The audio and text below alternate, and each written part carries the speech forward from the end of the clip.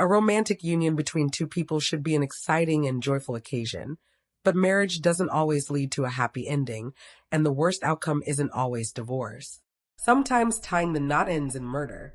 In today's episode, we'll be taking a look at two cases where a blissful beginning ended in tragedy, as we examine two chilling cases of killer husbands.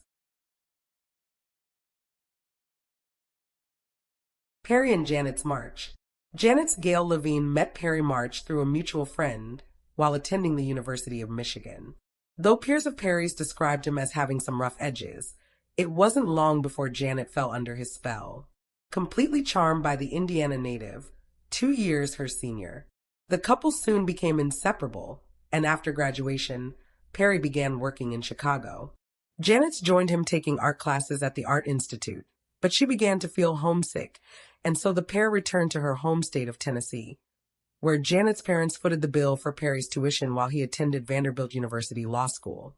Following graduation, he began working at the law firm Bass, Berry & Sims. Meanwhile, Janet became an illustrator for children's books. Perry and Janet tied the knot in 1987. They went on to have 2 children together, the first of whom was born in 1990. Around the same time that the pair married, Perry's father, Arthur, moved to Nashville to be closer to his son. Janet's parents were known to be generous with their wealth. When Arthur's home back in Michigan was foreclosed on, they purchased the property and leased it back to him. However, records show that they ended the lease for non-payment of rent in early '87. Still, when he moved to Nashville, the Levines allowed Arthur to move in with them, and even lent him money so that he could find his footing and establish himself in the city. But despite their financial help, Arthur declared himself bankrupt in 1991. That same year, cracks in the union between Janet and Perry began to show. A paralegal at Perry's workplace began receiving anonymous typewritten letters from a secret admirer.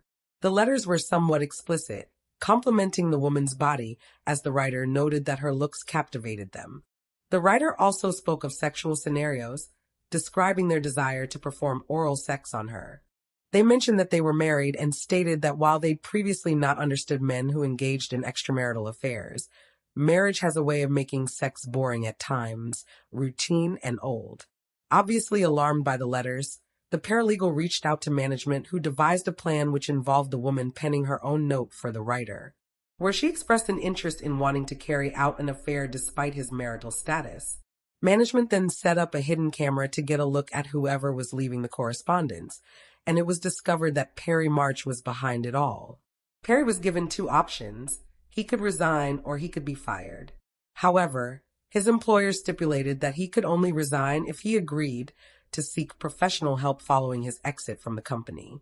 Perry was given some time to think about the ultimatum, much to the frustration of the paralegal on the other end of his sexual harassment, who quit her job when she returned from holiday to find he was still employed. Ultimately, Perry was fired from his position. After his removal from the company, though, he agreed to pay $25,000 to the paralegal so that his former employer could avoid a sexual harassment lawsuit. While he kept the payments and the real reason he lost his job, a secret from Janet, the two began seeing a marriage counselor. Together, Perry wasn't jobless for long. He was soon hired by Janet's father, who had his own law firm. 3 years later, in 1994, the couple moved into the wealthy suburb of Forest Hills, and Janet gave birth to their second child. By this time, though, the pair were continuing to have marital troubles, and nothing had improved their issues. Not the new house, not the new baby, and not the fact that they were seeking professional help. The two were seeing separate psychiatrists, but Perry began spending more and more time away from home.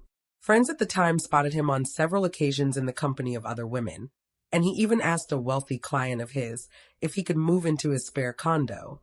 The couple's arguments became more frequent, and though they began seeing a couples counselor again, it didn't help matters. In fact, they argued so much during their sessions that the counselor suggested a trial separation. In one of their last sessions together, Janet asked Perry again why he had to leave his former employer, as she was suspicious of the circumstances surrounding his exit from the law firm. Perry claimed, as he had when he'd originally been fired, that he'd left due to a conflict with a co-worker. On August 14, 1996, The day before Janet vanished, the children's nanny noticed that the mother of two was much quieter and more withdrawn than usual. Janet told her she'd be working on the computer all day and closed the door behind her when she went into the office. This was reportedly abnormal behavior for Janet. Friends who spoke with her that day recalled that she seemed distracted and a little afraid of her husband. She and her mother booked an appointment with a divorce lawyer for August 16th. According to Perry, on August 15th, he and Janet began arguing after the children were in bed. At around 8 p.m., he offered to go to a hotel for the night. However, Janet allegedly announced that she was leaving for a short holiday and refused to tell him where. Perry claimed that the 33-year-old mother of two packed some clothes into 2 bags and a suitcase, climbed into her car, and drove off at around 8:30 p.m. He stated that she'd left a list behind of things that needed to be done in her absence, and that she'd gotten into her car with $1,500, her passport, and a bag of marijuana. Half an hour later, Perry's phone records show that he called family and friends to let them know that Janet had left him with the children. He first called his own siblings, then a lifelong friend of Janet's, before finally alerting her parents at around midnight. Her parents were skeptical of the story, as it seemed unlike Janet to simply walk out, even after an argument, but decided to believe Perry's word and asked him to ask her to call when she returned. However, the following day, regulars to the couple's family home observed some strange behavior. The cleaner, who arrived between 8 and 8:30 a.m., later testified that the house appeared to have already been cleaned and that Perry had instructed her not to touch the children's playroom. He also told her that Janet was in California on business. Then, when the nanny arrived between 9:30 and 10 a.m., he told her that Janet was in California but on a trip to visit her brother, who was in LA at the time. The nanny later told investigators that Janet never left without letting her know her plans beforehand, and that she'd always leave her some instructions. So she found it odd that the mother of two had failed to do either of these things. The third visitor that day was a mother whose son had a playdate with Janet and Perry's eldest child, Samson. The mother was not greeted by Perry, but by Samson, who noted that his own mother was absent. When she returned to pick up her child that afternoon, she overheard Perry talking about how he needed to replace the carpet in his office. 2 days after Janet was last seen, her parents grew concerned. Their daughter had never left her children before without telling anyone. While they wanted to call the police, Perry, alongside his brother who'd come to help out, persuaded them to wait 12 days, as Janet had supposedly said she'd be gone for that long. Around the same time, Perry called his father to let him know about the situation. Arthur was now living in Mexico, but arrived several days later to help run the household in Janet's absence. According to a later court filing on August 23rd, Perry began searching for a criminal defense attorney whose services he wanted to retain. When Janet hadn't returned for her son's birthday on August 25th, Janet's parents, again, felt that something was deeply wrong. They claimed Perry resisted calling the authorities, while Perry alleged that the Levines didn't want to notify the police in case they embarrassed Janet. On August 29th, the police were finally notified of the disappearance. Investigators found no trace of Janet when they began looking into her abrupt disappearance. Her bank accounts and credit cards had not been accessed, and she had not been admitted to hospital from what they could find. On September 7th, they discovered the 33-year-old's car backed into a parking space at an apartment complex around 5 miles from the March residence. Inside were the majority of the things Janet had supposedly left with on the night she'd left Perry. The detective who processed the scene noted that there was a layer of dust and pollen on the exterior, suggesting that the Volvo had been sitting there unmoved and untouched for some time. Additionally, there were cobwebs in the wheel well, and the brake rotors had some rust on them. Investigators also noticed that the passenger seat had been pushed back, while the driver's seat was up close to the wheel, and a pair of white sandals found on the floor had been carefully positioned rather than haphazardly discarded. They also observed that no bras had been packed inside the luggage, and her toiletry bag didn't contain toothpaste or a hairbrush. Meanwhile, the Levines hired a PI who noted that Perry spoke of his wife in the past tense. She then visited the apartment block where the Volvo was found so she could look for witnesses, but was contacted by Perry, who angrily demanded that she fax him a list of everyone she'd spoken to and what they'd said. The police also checked Perry's car during their investigation, and while they said it didn't look particularly clean, it smelled like disinfectant. Hair and fibers were recovered from the back seat.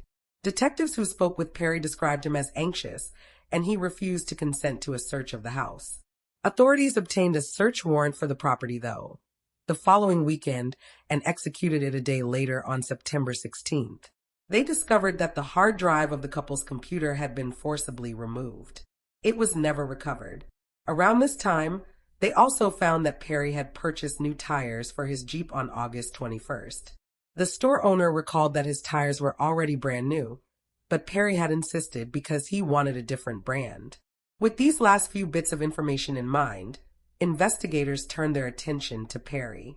Over the course of the following few weeks, he moved with the children to Chicago and was overheard making numerous bizarre statements, including stating, "Fuck the Levins" and "fuck the Nashville police," and even asking a long-term friend of Janet's what she would think if he told her he'd put Janet's body in the back of the car, driven away while the children slept and returned like nothing ever happened. Perry also cut off contact with friends, acquaintances, and Janet's family after leaving Tennessee and didn't attend his wife's memorial service.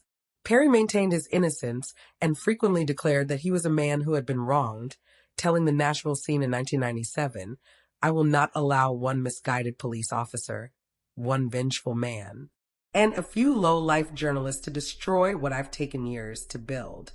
By 1999, Perry was living in Mexico with the children and had remarried. Despite rising suspicions, it wasn't until 2005 that Perry was arrested and flown to Los Angeles, where he was collected by the FBI and charged with second-degree murder, tampering with evidence, and abuse of a corpse. In late 2004, cold case detectives and prosecutors had begun presenting evidence against Perry to a grand jury that indicted him on the aforementioned charges. Perry claimed that he would plead guilty if he served no more than 7 years in prison. He also asked investigators about the evidence they had against him, whether or not a body had been found, and hypothetically, if it was still second-degree murder if someone was killed accidentally. Still, he didn't seem to learn anything from being caught, as while he was in jail awaiting trial, Perry attempted to hire a fellow inmate to murder the Levines, who'd gotten custody of the children. In April of 2006, Perry was found guilty of embezzling $23,000 from his father-in-law's firm over the 2 years before Janet went missing.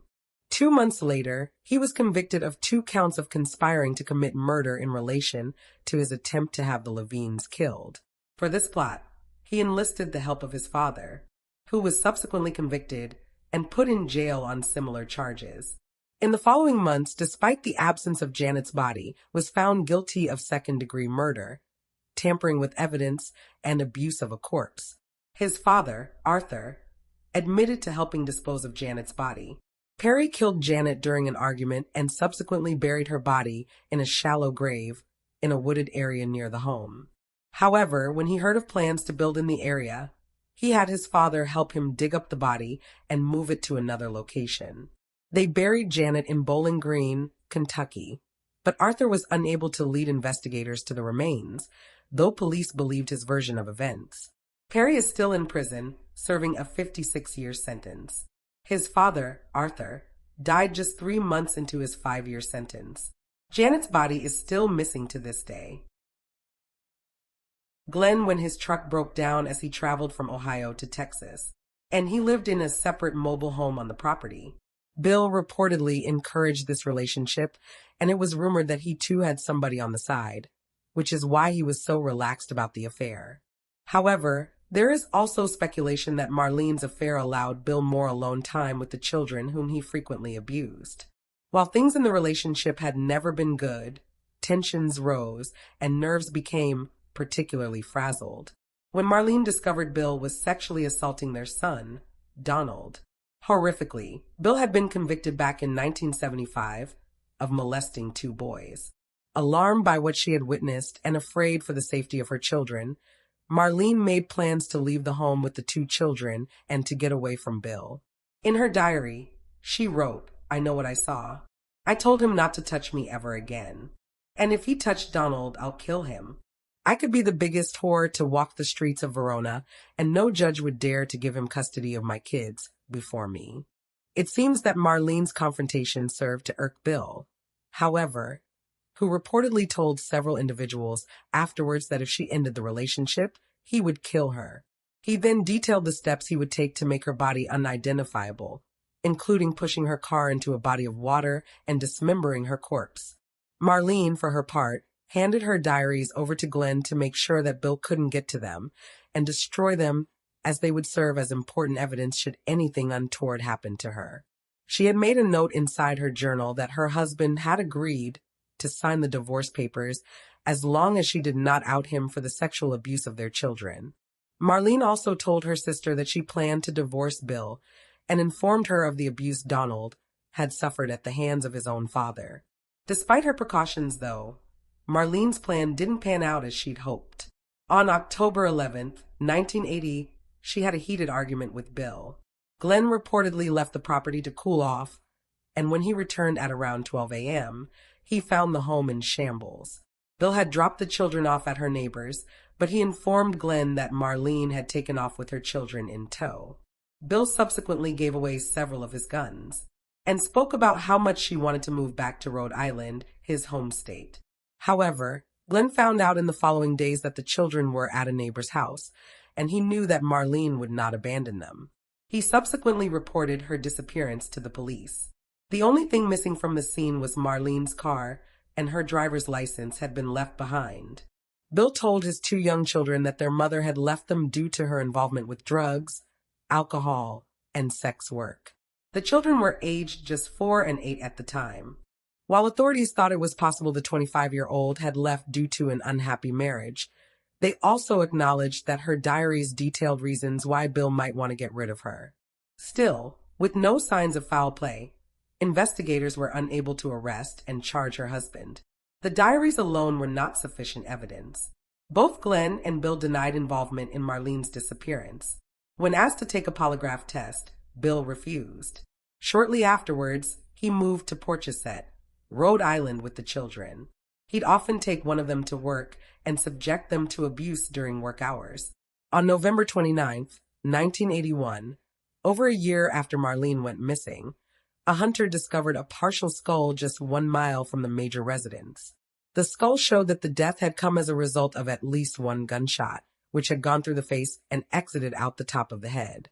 And further examinations revealed that the victim was a white woman around the age of 30. The skull was mostly missing the face along with the jaw and teeth. Evidence of dismemberment was also visible. That same year, Bill remarried. His second wife described him as abusive and reported to police in 1980 for that he was sexually and physically abusive towards her children. She discovered this after they revealed that Bill had threatened to kill one of the siblings if the other ever reported his abuse. He also, at one point, threatened his own daughter at gunpoint, telling her to keep her mouth shut. Bill was subsequently arrested and convicted in 1985, where he was given 15 years behind bars. Meanwhile, Dalan and Lalana moved in with Marlene's mother. Bill served just 11 years of his sentence and was released in 1996. While Kentucky officials wanted to charge him with other crimes, insufficient evidence and the statute of limitations prevented them from doing so. Despite the lack of charges, though, it was confirmed that he had sexually abused 2 other boys. While living with their maternal grandmother, Lalana became interested in determining what happened in 1981 when their mother disappeared. Marlene's mother was convinced Bill was responsible. Though Lalana reportedly confronted her father and demanded to know where Marlene was buried, he told her, "If you think I'm going to tell you where your mother is buried, you're crazy." While Lalana searched for her mother on her own, even accessing Boone County police files pertaining to her mother's case when she was 20, she was unable to find further evidence that would tell her where Marlene was. It wasn't until 2001 that Marlene was finally linked to the skull that had been found near the family home 20 years earlier. Lalana submitted mitochondrial DNA so that it could be tested against the skull. Results showed that she was maternally related to the person the skull belonged to. Months later, Bill's father, Jim, agreed to work with law enforcement to help them gather evidence. Years earlier, he had told investigators that his son had confessed to killing his wife, but authorities needed corroborating evidence to charge him. By all accounts, Jim had no love for his son, acknowledging that he was a pedophile and quote, no good. He's no asset to anyone. Upon finding out that Bill would face the death penalty for his crime, he added, I'll pull the effing switch if they need me to. They secretly recorded a call between Bill and his father where Bill admitted to everything. He killed his wife, buried her body in a sinkhole, threw away the gun, and pushed her car into the Ohio River. He said he was completely unfazed by the killing. Following his arrest, Bill claimed that Marlene had threatened him with a gun, which resulted in him losing his temper, shooting her twice in the face and 4 times in the torso. He was charged with Marlene's murder, and his children, now grown adults, testified about the abuse they'd suffered at his hands. Ultimately, Bill was convicted and given life in prison. He reportedly died in 2017, still behind bars. And there you have the facts. Please leave a comment down below with your own thoughts and reactions. And remember to like this video and subscribe to support the channel. Thank you for watching. Stay alert, stay safe, and I'll see you next time.